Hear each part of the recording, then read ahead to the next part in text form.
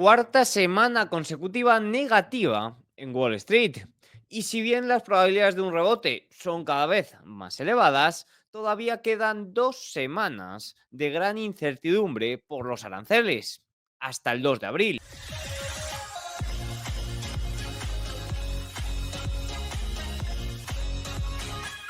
Muy buenas a todos y bienvenidos un día más al canal. Hoy es domingo 16 de marzo de 2025 y este es el vídeo de repaso semanal, donde vamos a ver qué detalles o qué indicadores podemos observar para tratar de determinar cuál es la posición y la evolución futura, ¿no? Del mercado.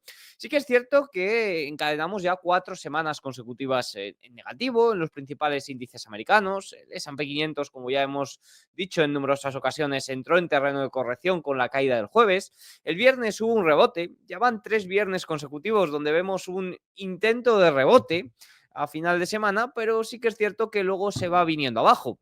Y es que al final, si algo no le gusta al mercado, es la incertidumbre. Y de incertidumbre, sobre todo por el lado comercial, todavía quedan unas cuantas sesiones. Quizás soy demasiado optimista planteando la fecha final de esta incertidumbre arancelaria para el 2 de abril.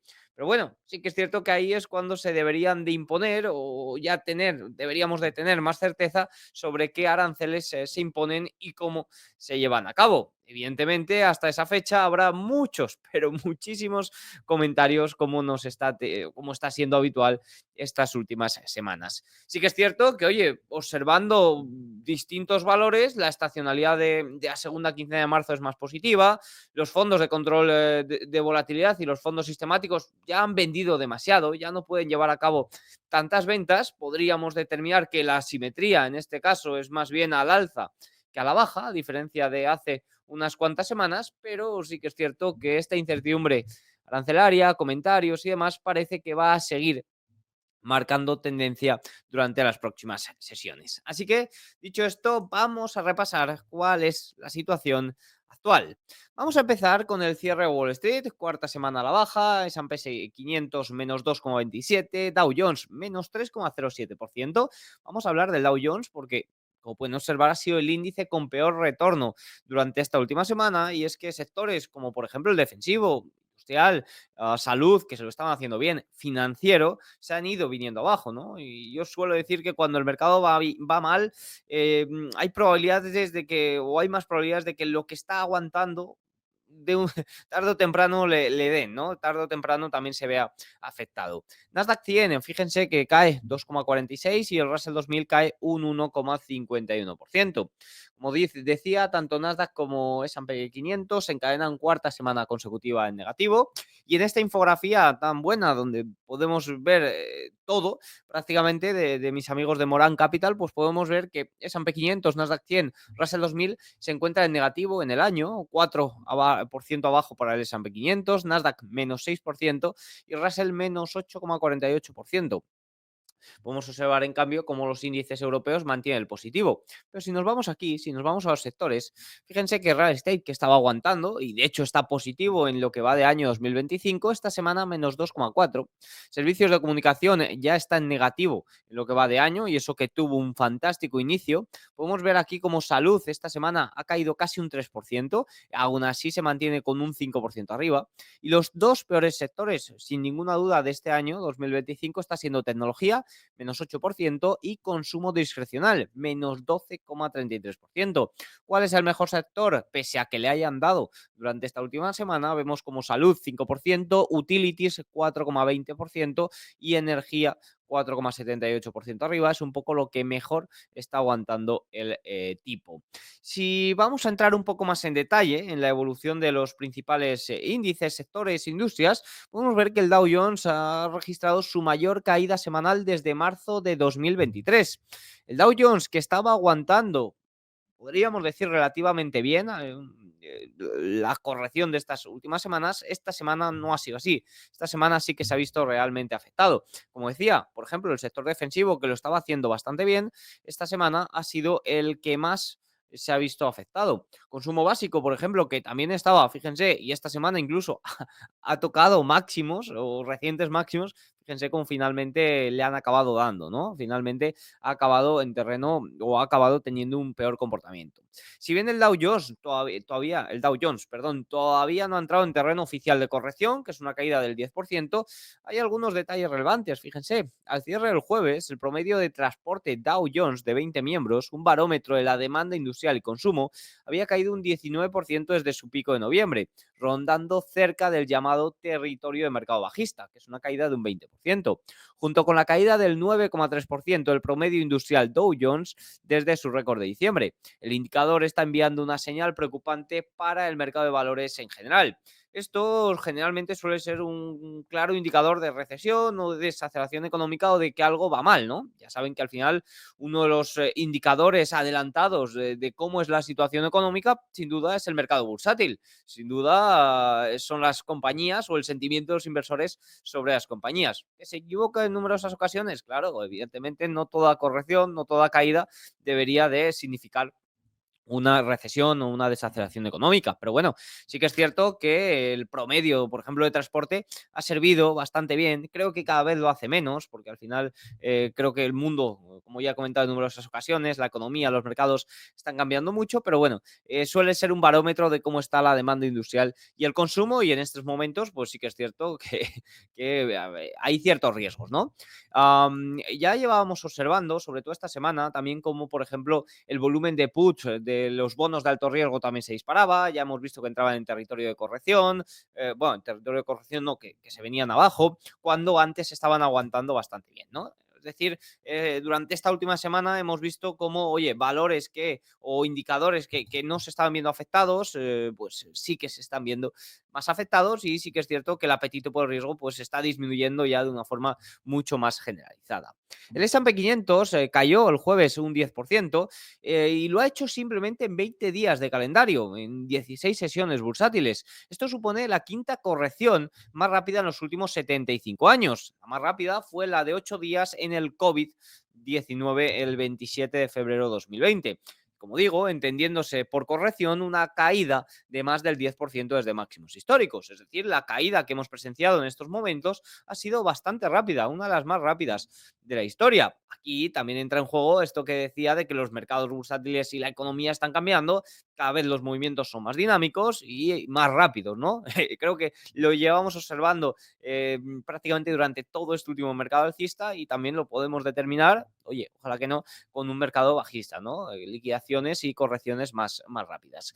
Los siete magníficos sí que es cierto que encontraron algo de alivio en la semana. Hasta prácticamente el viernes o el jueves, sí que es cierto que fueron bastante afectados. Pero oye, Tesla, por ejemplo, una caída de más del 50%, finalmente sí que encontró algo de suelo y sí que encontró algo de rebote, especialmente jueves y viernes. Si nos vamos ya a ver cuáles son los puntos importantes a futuro, porque lo que hemos comentado ahora pues es un repaso a la situación actual, pero creo que ya la sabemos, ya la comentamos prácticamente cada día, vamos a observar cuáles son los puntos importantes a futuro. La estacionalidad de la segunda mitad de marzo sí que es cierto que mejora. Sigue siendo bastante volátil, como podemos ver, pero tiende a mejorar un poco, ¿no? Al final, creo que no, o creo que revisar simplemente la estacionalidad no nos aporta mucho, creo que hay que unirlo a otros puntos clave. Otro punto clave, por ejemplo, es que las recompras corporativas se dirigen al blackout, es decir, no va a haber recompras corporativas, estábamos en la ventana abierta justo tras resultados y esto se va a cerrar. Estará cerrada del 17 de marzo al 25 de abril y el volumen de recompras pues va a disminuir muchísimo. Sí que es cierto que este periodo en el que hemos estado con la ventana de recompras abiertas no es ni mucho menos el periodo más importante del año. El más importante del año suele venir a noviembre y diciembre y se nota, vaya si se nota. Si observamos otro punto clave son los fondos sistemáticos, ¿no? Esto ya lo hemos hablado durante estas últimas semanas, como parecía que la presión vendedora se está agotando, ¿no?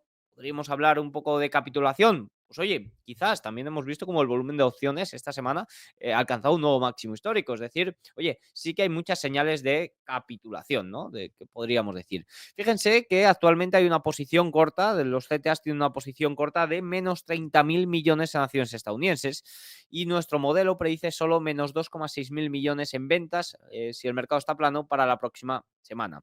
Al final hay que tener en cuenta que los fondos sistemáticos pasaron de tener un posicionamiento cercano a 9 sobre 10 a inicios de febrero a en este momento que es un posicionamiento bastante bajo, un percentil creo que menor de 10 sobre 100. Han pasado de estar 45.000 millones comprados a menos 30.000 en este momento. Es decir, han pasado a tener un posicionamiento bastante más bajo.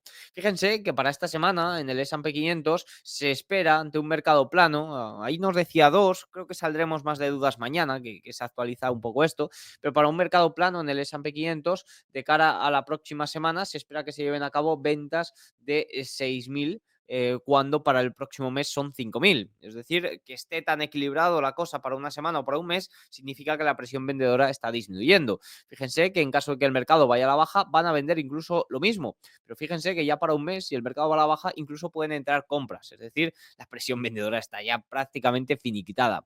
Sí que es cierto que podrían vaciarse por completo si el S&P 500 pierde los 5.500, que ahí es donde está justo por debajo otro nivel. Pero fíjense cómo han llevado a cabo grandísimas ventas en la última semana y especialmente en el último mes. Se han vaciado por completo, han pasado de más 45 a menos 30.000. Esto es evidente que se ha visto y que se ha observado con la caída, con los movimientos tan rápidos, ¿no? Al final, estas correcciones tan rápidas creo que también lo van a ser cada vez más porque entran en juego estos fondos sistemáticos, fondos de control de volatilidad, y aunque no tienen grandes cantidades para llevar a cabo ventas, las llevan de una forma muy directa, es decir, si estos 6.000 te lo venden de una y eso provoca esa aceleración de las caídas. Generalmente, cuando se da una caída tan grande en el posicionamiento de los fondos sistemáticos, pues sí que es cierto que tendemos a ver buenas señales a futuro, sobre todo para los siguientes meses. Es una muy buena señal porque, oye, tú cuando ya tenías un posicionamiento muy alto, te has vaciado y estás vacío prácticamente del todo, pues a poco que haya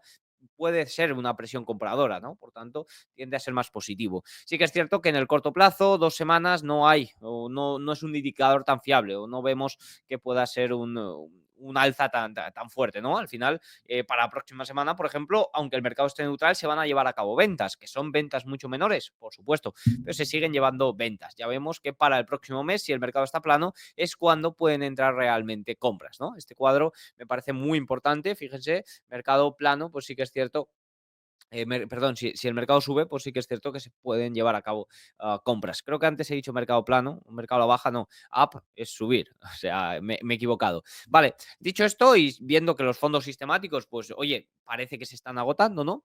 El mercado de volatilidad está bajo presión, con las volatilidad a corto plazo en niveles muy altos, comparables al 10% más extremo en los últimos 10 años. La volatilidad intradía es la más alta desde el año 2022. El mercado sigue moviéndose de forma muy errática, lo cual tiene sentido porque los dealers y creadores de mercado, market makers, están atrapados en una situación de gamma negativa extrema.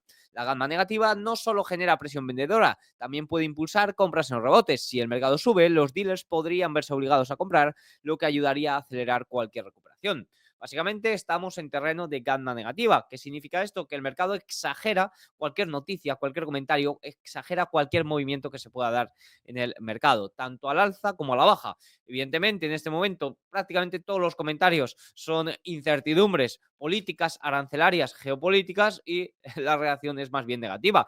Pero observen como, por ejemplo, el viernes, que Trump mantuvo el pico cerrado, no hizo muchos comentarios relevantes, como el mercado fue al alza y esta gamma negativa también ayuda.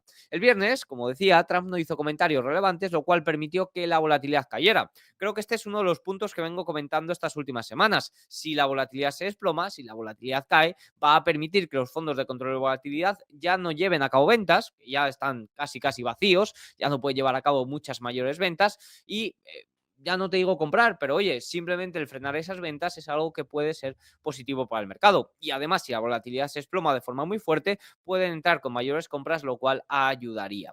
Fíjense que de ahí pudimos observar cómo el viernes fue uno de los mejores días. De hecho, 455 empresas del S&P 500 cerraron al alza. Esto se trata del mayor número en lo que va de año. Ahora, viendo el rebote que vimos el viernes, podemos preguntarnos cómo de fiable es. Fíjense que, por ejemplo, el viernes 28 de febrero también hubo rebote. El viernes 7 de marzo, viernes pasado, también hubo rebote. Y ahora hemos perdido a media de 200, ¿eh? ¿Cómo de fiable es este rebote? Bueno, El mercado, pues ya hemos comentado que sigue en terreno de gamma negativa, además de una forma bastante amplia, y la estructura de volatilidad para la semana pues nos muestra cierta ansiedad para la reunión de la Reserva Federal del miércoles, que será muy importante. Si bien se espera que se mantengan los tipos de interés, sus comentarios, sobre todo ligados a la presión política, sobre todo no la presión política verbal que lleva a cabo Trump, que ya hemos visto que ha cambiado un poco el discurso sobre eso, sino esa presión debido a que los rendimientos a largo plazo se han desplomado y las expectativas de crecimiento también, que por cierto, mañana saldremos de dudas porque tendremos revisión de las previsiones de la Reserva Federal de Atlanta. Será muy importante eso. Y estamos muy lejos de niveles relevantes. Gamma Flip, fíjense que se encuentra en 5.830, es decir, para pasar a terreno de gamma positiva tendríamos que recuperar estos 5.830. El Call Wall, la resistencia por arriba sigue siendo 6.500, muy alejada. Put Wall 5.500, pero sí que es cierto que estamos observando como los 5.565, que es la pata larga del collar de JP Morgan, es muy importante y cogerá mucha importancia durante esta semana de cara al vencimiento del viernes. Es semana de vencimiento, eso es importantísimo. El nivel Volatility Trigger se encuentra en los 5.900, lo que actuaría también un poco como resistencia. Yo suelo decir que un rebote tiene altas probabilidades de que se venga abajo si no se recuperan estos niveles, sobre todo si no recuperamos esa gamma positiva que ofrezca algo de amortiguación al mercado. Por tanto, aunque parezca que la simetría ahora quizás sea más al alza que a la baja, oye, viendo que el fondo de control de volatilidad, viendo que los fondos sistemáticos ya tienen mucha presión, sí, mucha menor presión vendedora, si bien todavía no es una presión compradora fuerte, viendo que estamos en gamma negativa, viendo que estamos ya viendo ciertos rebotes, pues oye, la asimetría podríamos pensar que se inclina al alza, ¿no? Pero sí que es cierto que, como he dicho, por debajo de niveles clave, mantendría precauciones, hay grandes probabilidades de que este rebote se quede en nada y sobre todo si tenemos en cuenta que lo que menos le gusta al mercado es la incertidumbre, de incertidumbre vamos sobrados y quedan 2 semanas o en estas 2 semanas creo que puede haber muchísimos comentarios sobre el tema aranceles. Creo que el 2 de abril es un poco la fecha marcada para el inicio de los aranceles de verdad.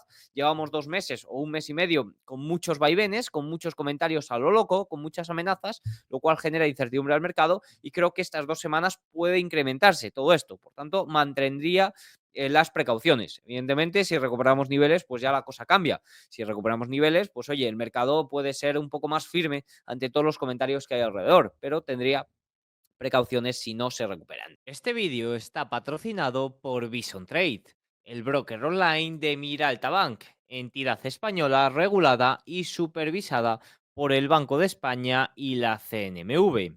Su objetivo es dar un servicio de alta calidad, poniendo el foco en los clientes. Ofrece una plataforma de negociación muy potente e intuitiva. Dispone de 8 tipos de activos y más de 30.000 productos en todo el mundo, tarifas muy competitivas y lo más importante, transparentes. El banco está adherido al Fondo de Garantía de Depósitos que cubre hasta 100.000 euros por titular. Además de todo esto, ofrece una excelente atención al cliente y un apartado de formación continua, donde yo tengo el placer de ser uno de los colaboradores frecuentes. Visita Bison Trade y recuerda que con cualquier inversión, tu dinero está en riesgo. Si nos vamos a hacer un pequeño comentario sobre la situación de la renta fija, vemos como los rendimientos esta semana se han situado más o menos plano. Le puede sorprender a muchos, lo hemos hablado durante la semana, viendo que los datos de IPC, inflación por el lado del productor, han sido mejores de lo esperado, inferiores a lo esperado, quiero decir, pero ya hemos visto cómo los componentes para el deflactor han sido superiores y bueno, pues una cosa compensa a la otra y podríamos determinar que se han quedado más o menos plano. También observando que los rendimientos europeos se dispararon, ya que los verdes por fin aprobaron ese plan de estímulo fiscal, pues oye, el alza de los rendimientos europeos también afecta, ¿no? Todos los mercados de renta fija están muy interconectados. Un pequeño comentario sobre la liquidez. Al final ya veníamos comentando que se esperaba que el TGA, que la cuenta del Tesoro, se vaciara, lo cual significa un aumento de la liquidez neta de Reserva Federal.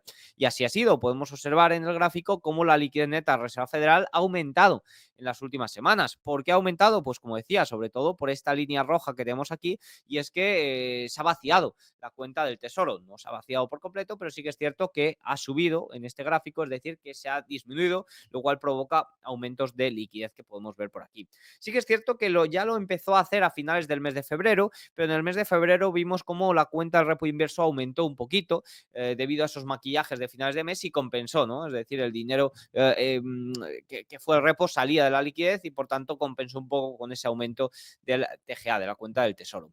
Hay que tener en cuenta que que la forma que tiene o se ha vaciado la cuenta del tesoro un poco debido a ese encierre del gobierno, ¿no? Que ocurrió el martes 21 de enero y que sí que es cierto que hasta ayer o hasta el viernes que se aprobó en el Senado el proyecto de ley de gasto provisional, evitando el cierre parcial del gobierno hasta el 30 de septiembre, pues se han tenido que llevar a cabo medidas extraordinarias. La última medida extraordinaria era que se vaciara parte de esta cuenta del tesoro, lo cual provoca aumentos de liquidez.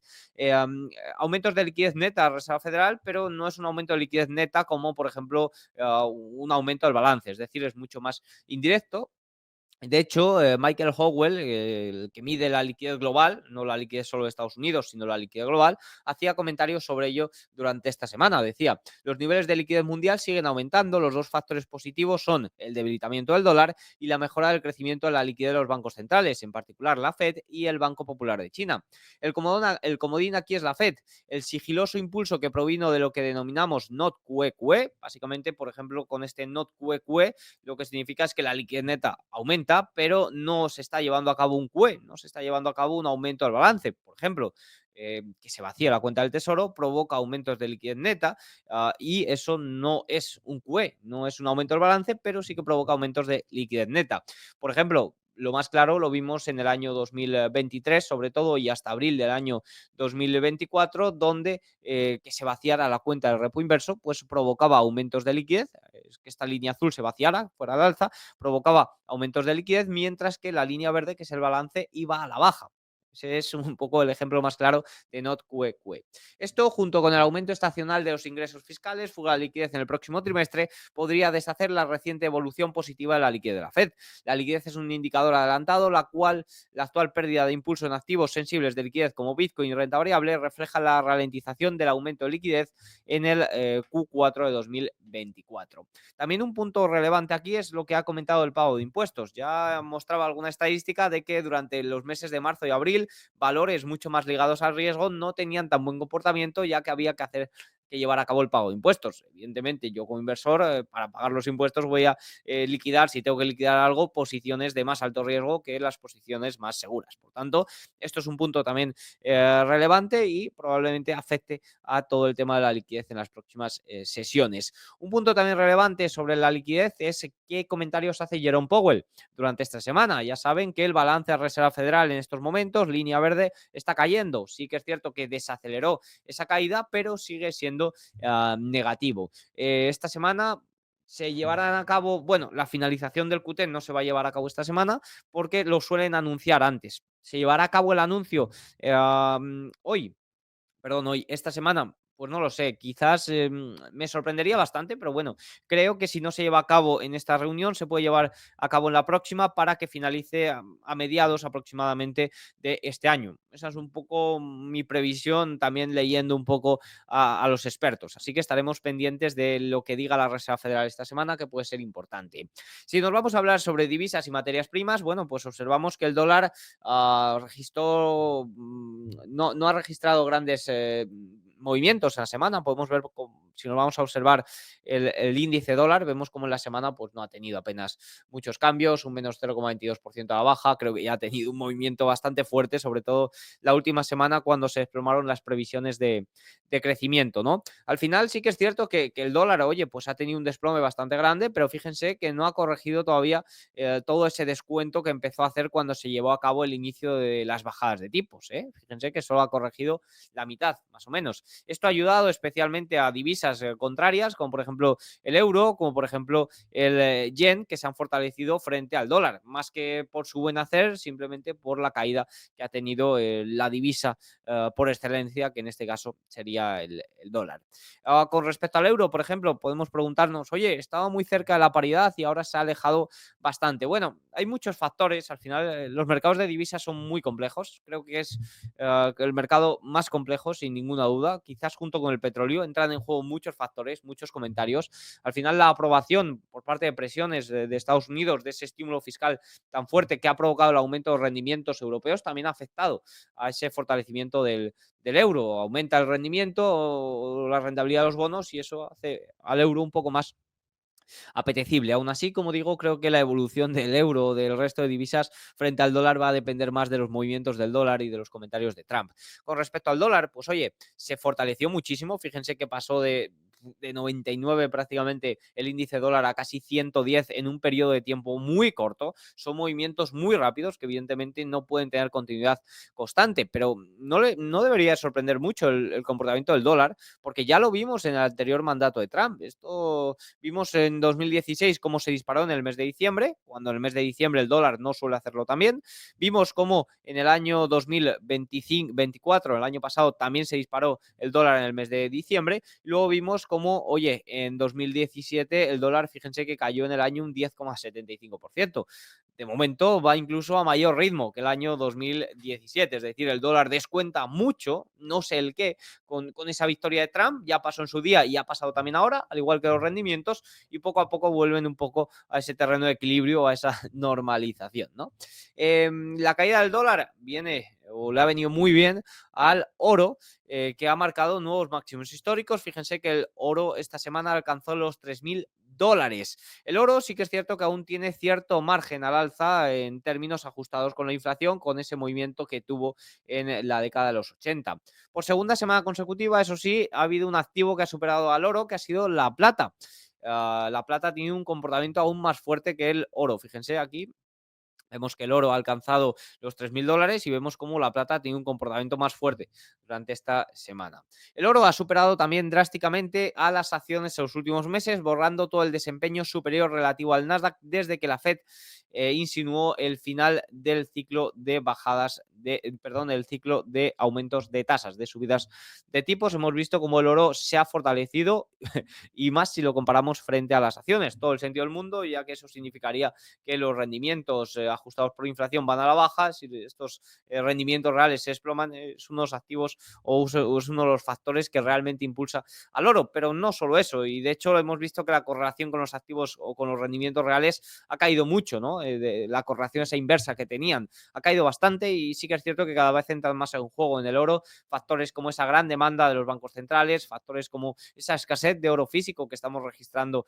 en los mercados de Londres en los últimos meses, y multitud de factores también que estamos observando. Principal cobertura frente a la inflación monetaria, y la inflación monetaria se ha disparado en los últimos años, ¿no? Todo esto parece que está realmente convirtiendo al oro a la única solución viable a la gran pérdida de poder adquisitivo. El Bitcoin, que oposita un poco a convertirse en este activo real digital, ¿no? Por excelencia, pues sí que es cierto que de momento sigue teniendo un comportamiento más tipo activo real y oye, pues de momento rondando los $80.000. El petróleo no tuvo grandes cambios en la semana, eso sí se mantiene muy bajo. Creo que aquí va a estar una de las claves sobre si habrá repuntes de la inflación. Creo que si no vemos alzas por el lado del petróleo, es complicado que veamos riesgos por el lado de la inflación. Simplemente mi opinión, que ya he expuesto en otros vídeos. Un pequeño comentario sobre Europa. Bueno, Europa ha corregido durante esta semana. Sí que es cierto que el viernes, pues con ese alivio un poco de todo, ha ido al alza, pero creo que vienen 2 semanas también bastante complejas en Europa por todo este tema de los aranceles, porque Europa hasta esta semana prácticamente no se había visto afectado por esas amenazas arancelarias de Trump, y creo que a partir de ahora sí que se va a ver más afectada. La incertidumbre no suele gustar mucho a los mercados, a los inversores, por tanto estaremos pendientes de ello en Europa. Si observamos Alemania, se vio impulsada el viernes ya no solo por esa tranquilidad que podríamos decir que vivieron los mercados el viernes, sino también por esa aprobación de los verdes del plan de estímulo fiscal. Vimos como, por ejemplo, los índices de mediana capitalización ganaron un 2,4% el viernes y valores de pequeña capitalización subieron un 3,3% el viernes. Gustó bastante a la renta variable. Podemos observar cómo el DAX alemán está bastante caro. Este es un gráfico que ya he compartido en otra ocasión. Vemos como Estados Unidos excluyendo tecnología, era un poco lo que más caro estaba en términos de valoración, pero cuidadito con el DAX porque está bastante bastante caro. Fíjense que si eliminamos el principal valor SAP, oye, se pone un poquito más barato, y si observamos la media capitalización de Alemania, está más o menos en línea con esa valoración media que tenía. Por tanto, esto me parece sin duda relevante y tendría precaución estas 2 semanas con estos movimientos que pueden darse en Europa. Por ejemplo, Europa, muy ligado, o siempre suelo comentar del lujo. Creo que mañana, lunes 17 de marzo, haré un directo especial con un chico que está muy al día de toda la industria del lujo, y hablaremos un poco de la evolución que pueda tener con respecto a la evolución macro de China y cómo eso puede afectar también a los índices europeos. Si nos vamos a hacer un pequeño comentario sobre Asia, más allá de que el Nikkei japonés o el Nifty indio están en terreno de corrección bastante claro y lo llevamos viendo ya durante un gran periodo, el Nikkei japonés tiene dirección hacia ninguna parte. Sí que es cierto que uno de los activos o regiones más interesantes en este momento me sigue pareciendo China. Hemos visto cómo estas últimas 4 semanas no se ha visto nada afectada por esa corrección de Wall Street, incluso se ha llegado a ver beneficiada. Vemos como, por ejemplo, ETFs que cotizan en Estados Unidos lo están haciendo muy bien, y a mí el que me gusta es el de Internet, el ETFK Web. Vemos cómo está más bien consolidando patrones, no logra romper estos máximos de octubre todavía, pero sí que es cierto que ha tenido el impulso, está acumulando y parece dispuesto a ir al alza, ¿no? Sin duda es algo que estoy observando. Será muy importante porque hubo un salto el viernes aquí debido a esa rueda de prensa que se prevé el lunes en China sobre la situación económica, y también con los datos de ventas minoristas, producción industrial y demás que vamos a conocer mañana. Si los datos de mañana son verdaderamente buenos, ojito, porque podríamos ver a ver si ya el salto definitivo en este empuje o en este impulso que parece que está volviendo a tener Asia. Dicho esto, pues ya para mañana, como digo, en China conoceremos datos o comentarios económicos, ventas minoristas, producción industrial. Vamos a ver realmente si China puede coger impulso de nuevo, ¿no? En Japón tendremos el miércoles decisión de tipos de interés, se espera que se mantengan, y el viernes conoceremos datos de inflación. Se espera que haya un salto, ojito, ojito, porque no se esperan movimientos en los tipos de interés, pero si no hay movimientos y luego vemos que la inflación se dispara, podríamos tener ciertos problemas. Europa, se espera datos de sentimiento económico alemán el martes y inflación final el miércoles. No hay mucho más en Europa. Reino Unido, se espera decisión de tipos de interés, que se mantengan los tipos. En Estados Unidos, ventas minoristas mañana lunes, importantísimo. Vamos a ver, vamos a valorar cuál es la situación del consumo. Ya hemos ido comentando que las previsiones de la Reserva Federal de Atlanta, que mañana saldremos de dudas también, mañana tendremos una nueva actualización, pero vamos, que se han desplomado en las últimas semanas. ¿Por qué? Sobre todo se han desplomado derivado de las importaciones, de aumento de importaciones. De momento el consumo se mantiene sólido, pero ojo, porque tenemos datos de ventas minoristas y vamos a ver si realmente el consumo se mantiene sólido. Si vemos desplomes en el consumo, eso sí que agravaría mucho esa previsión de desaceleración económica. Esto es importantísimo.